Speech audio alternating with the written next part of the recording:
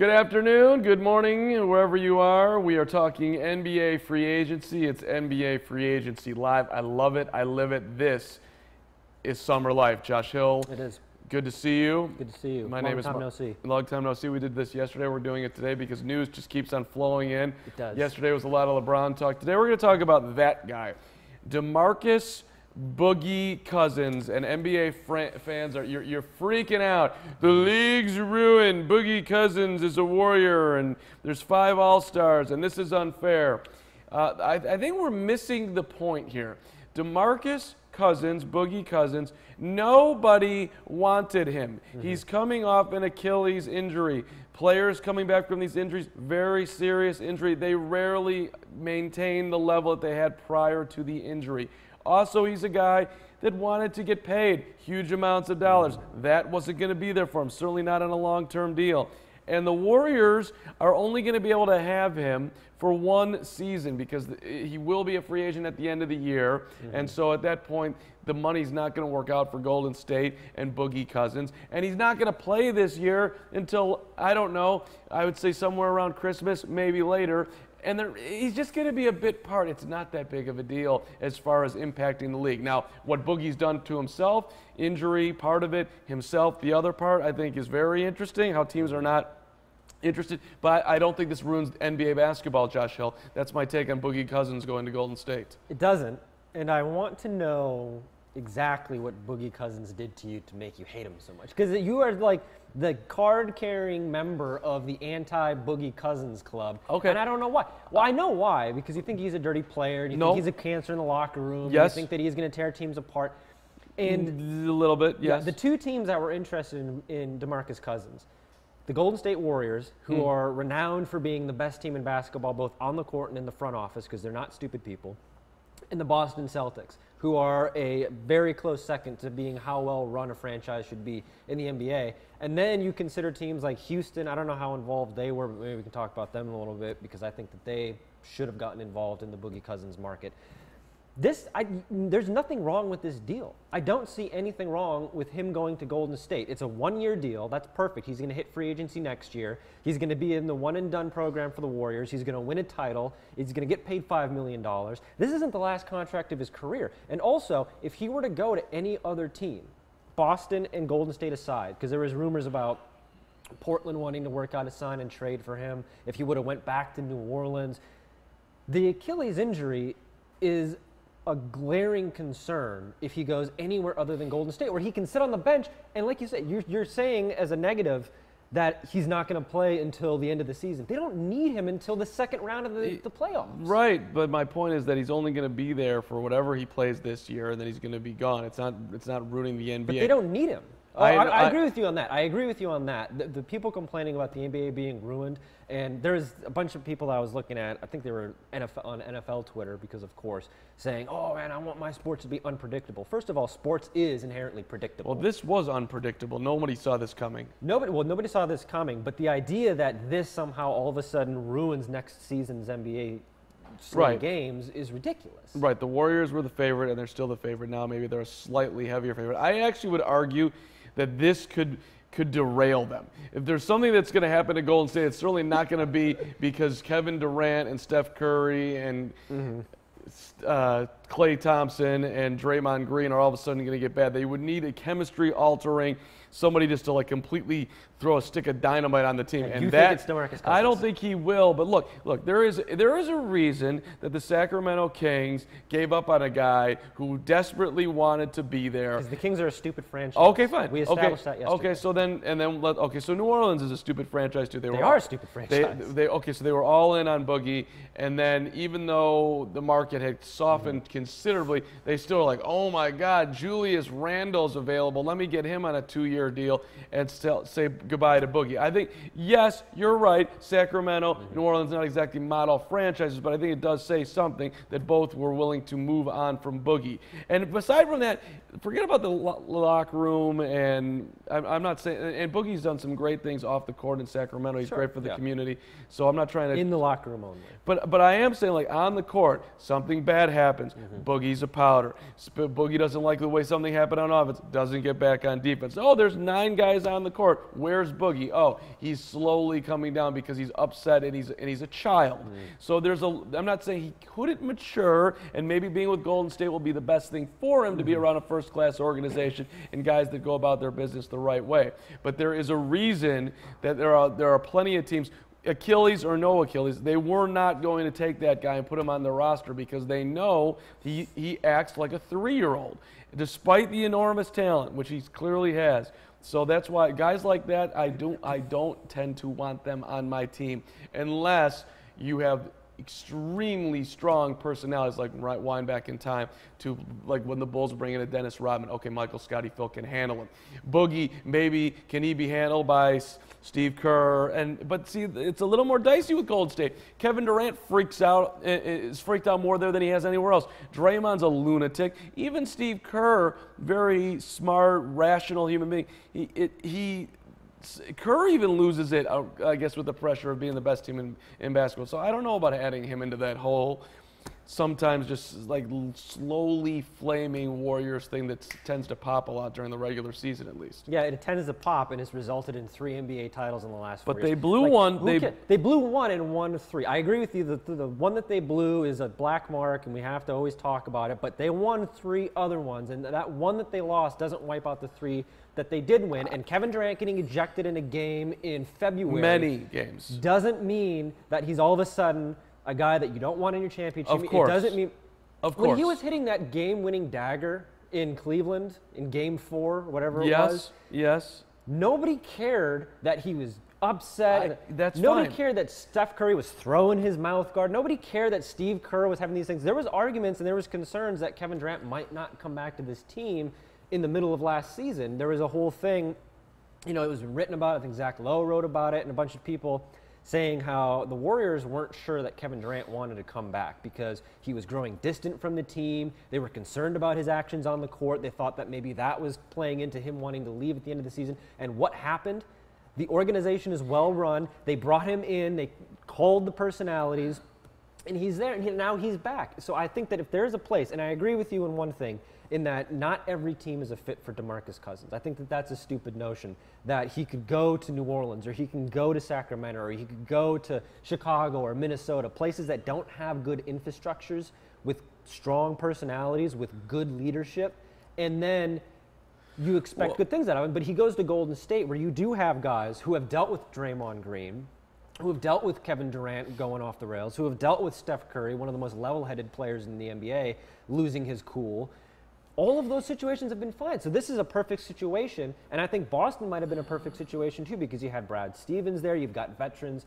This is the right situation, and I'm all for him going here, maturing for a year, winning his title. He's got that off, and then he can go out. He's going to sign with the Lakers next year and play with LeBron. I think for as far as judging where he was at and the options available for him, I think Boogie picking Golden State is probably a good choice. And I'll say this too, I'm sure there are some teams today that are looking at Boogie signing there and maybe just thinking about, well, should we have taken a flyer on Boogie? We had the cap space to do it. We don't know who's going to come here.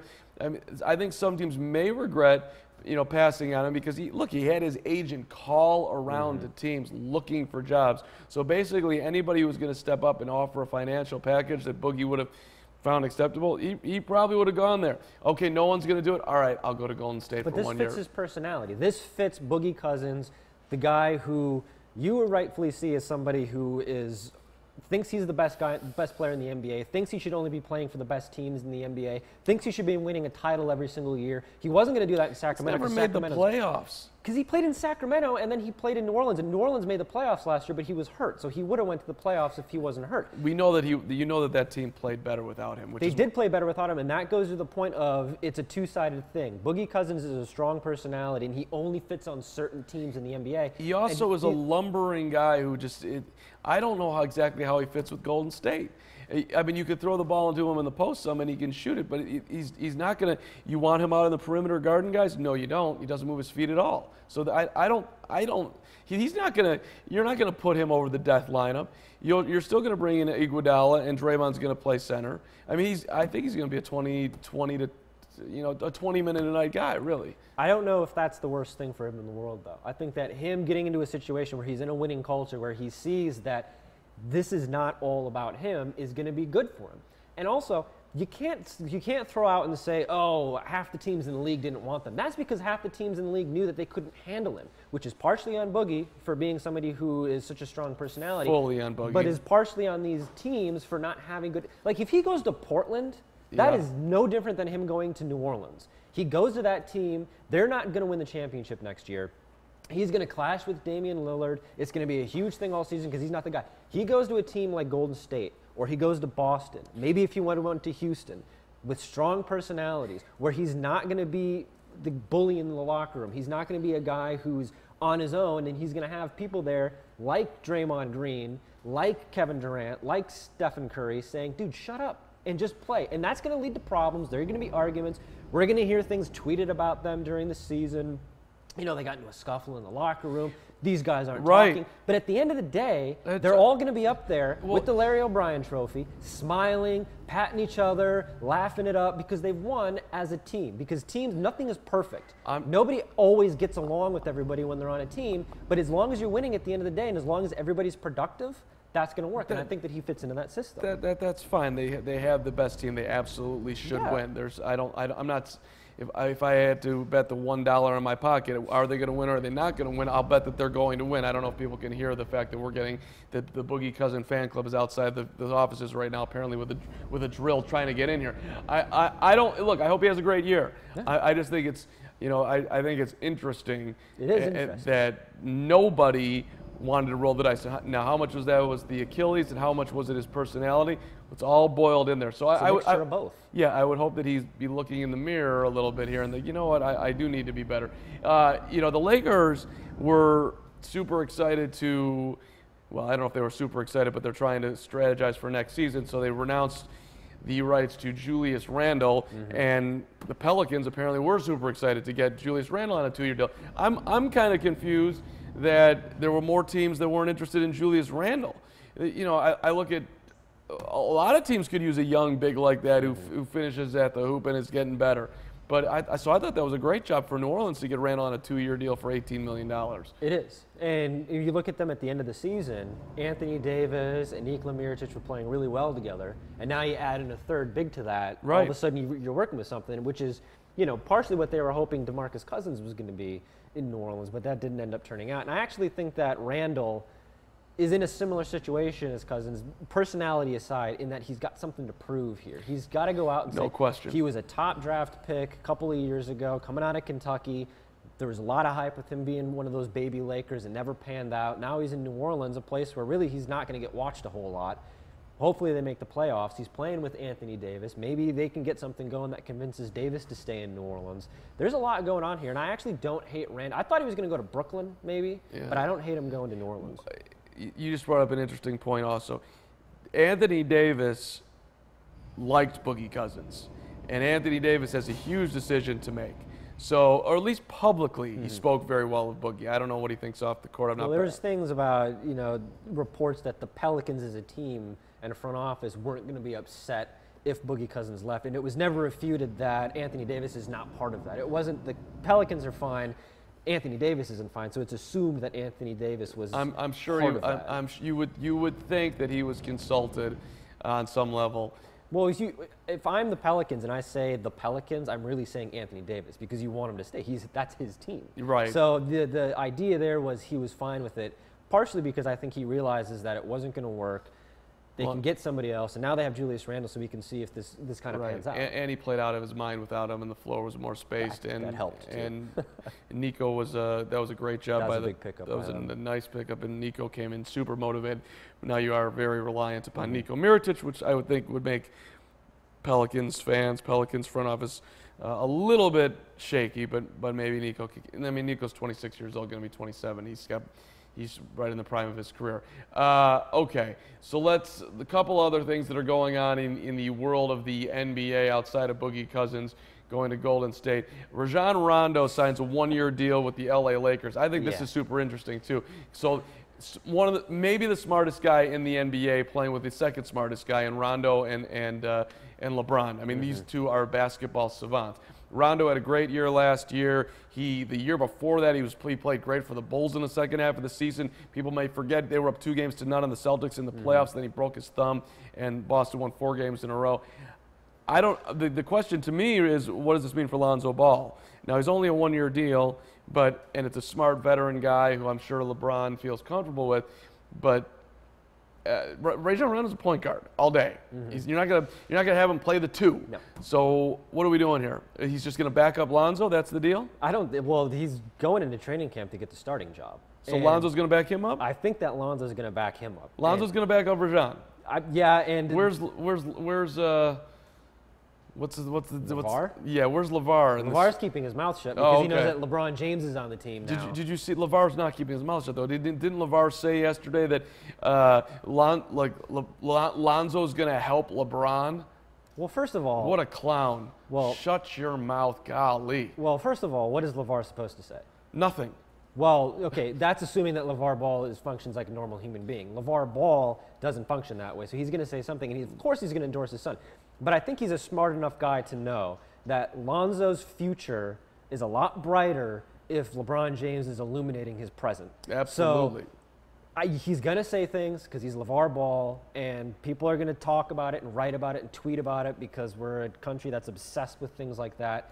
But at the end of the day, Lonzo Ball backing up Rajon Rondo is the best thing for the Lakers, and it's the best thing for Lonzo because he's going to learn behind Rondo, which is something that's being overlooked here, which is great. But he doesn't think that he needs to do that.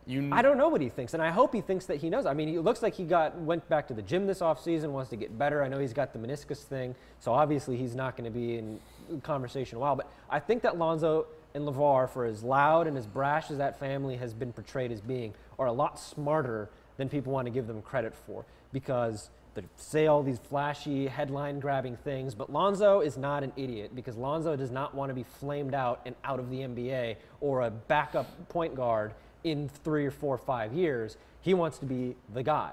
Whether that's in LA or not is another question, but he's in a position right now where he can learn from Rondo, he can watch Rondo, he can go into the tutelage of LeBron James, regardless of what anybody says. It's LA, reality TV, people are going to be flamboyant about everything.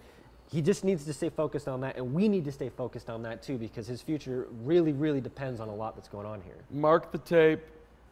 In 3 weeks, there will be a Lonzo Ball trade demand, or wants to be traded, something out there. He doesn't have that clout. Lonzo does not have the clout to say, I want to be traded. LeVar has no place in saying what his son is going to do. It doesn't matter. When did place ever matter for him? I'm just telling. This is not going to go well, I'm telling you. I'm not saying that there isn't infinite possibilities here, and one of those possibilities is, numerous possibilities, is that it doesn't end well. But I think that for right now, I'm going to give Lonzo and LeVar the benefit of the doubt to know that this is the best situation for him. Where else is he going to go? Where else is Lonzo going to go that is going to be beneficial to his career? Maybe he can go back to Lithuania and lead that team. Well, he never went to Lithuania. I understand. But playing in LA, I'm going with LiAngelo. We're gonna go back to Lithuania and really prove that the balls can be a factor in Lithuania. If the balls want to be a factor in basketball anywhere, he's going to stay in LA. He's going to learn behind Rondo, and he's going to learn behind LeBron. And look, if I was Lonzo, I would let LeVar, my father, say whatever he wanted to say, go off and say it, whatever, because he's not in that locker room every single day. He's not at the training facility. He's not at practice. He's not in meetings. He's not talking to LeBron James and Rajon Rondo every day. Lonzo is. So Lonzo has no control over what LeVar says. So I don't think that we should hold that as something against him. If I was Lonzo, I would tell LeVar, listen, do you want any more of my money? Do you want any more help? You will keep your mouth shut. And that's what I'm saying. They're a lot smarter than people want to give them credit for, because they know that's all you want to look at the end of the day, the dollar signs lighting up in LeVar's eyes because he's got LeBron James on that team. And that is, I mean, it's already LA, so the endorsements were going to come. Now it's the Lakers, and everything else is going to come. Championships, the spotlight of playing in the playoffs. He's not going to get this anywhere else. So he's going to keep his mouth shut, and he's going to learn, because Lonzo's a lot smarter than people want to give him credit for. Okay, I hope what you're saying is spot on correct as far as the opportunity. We'll see if they cash in on it. All right, let's a couple more news and notes for you before we get out of here. Nerlens Noel, 2-year deal with Oklahoma City. He thought he was going to get paid some big bucks at one point, but it didn't work out that way for now for Nerlens Noel. I think that's a decent fit for him in OKC, though. 2-year minimum? Yeah, it's not bad. Rebound the basketball, play defense, help these guys out. He could turn himself into a valuable guy. And Avery Bradley, back with the Clippers, 2 years, $25 million. He only played 6 games last year for the Clippers after getting traded from Boston, or from Detroit, rather, in the Blake Griffin deal. So, but apparently the Clippers saw enough. He's been shut down with a sports hernia since last March, but anyway, he gets 2 years and $25 million, which is like chump change in today's NBA. No big deal. Well, it's like the Clippers aren't going anywhere. So it's really like you're just collecting a check at that point. I like Avery Bradley. I like Avery Bradley too, but he's not going to change the fortunes of the Clippers. No, he's not. Like they're a bottom half of the Western Conference playoff team, if that. That's like their ceiling this year is like a 7 or an 8 seed, and that's if they catch a lot of lucky breaks. I don't think that they're going anywhere this year. He'd be better off on the Lakers. He would be. Although if I'm the Lakers, because I do find it funny that that LeBron and the Lakers got JaVale McGee like right after LeBron went there. And everybody's saying, oh, wow, I can't believe he just took a piece away from the Warriors. And the Warriors counter with grabbing LeBron's guy, DeMarcus Cousins. It's unbelievable. Hilarious. But one thing that I think that they should do with some of the money that they have, I don't remember the exact amount that they have left, Jamal Crawford, he's out there. If I'm the Lakers, I really take a serious look at bringing in Jamal Crawford. All those years he played in L.A., he knows the area. I mean, the Clippers, but, he knows the area. Got roots there. Great three-point shooter. He's looking for that opportunity. If I'm the Lakers, or LeBron, I'm giving him a call. Not the player that he once was, and when I say once was, I'm even talking like 3 years ago. But you could take a flyer on Jamal Crawford, get some points off the bench. Yeah. All right, so Bogey Cousins, a Golden State Warrior. Don't worry, the league is fine. This is not that big of a deal. It doesn't have good optics, I get it, but it's okay. Josh Hill, great to be with you. Thank you for watching today. Appreciate it. Richard Durante producing the broadcast. We will see you next time on NBA Free Agency Live.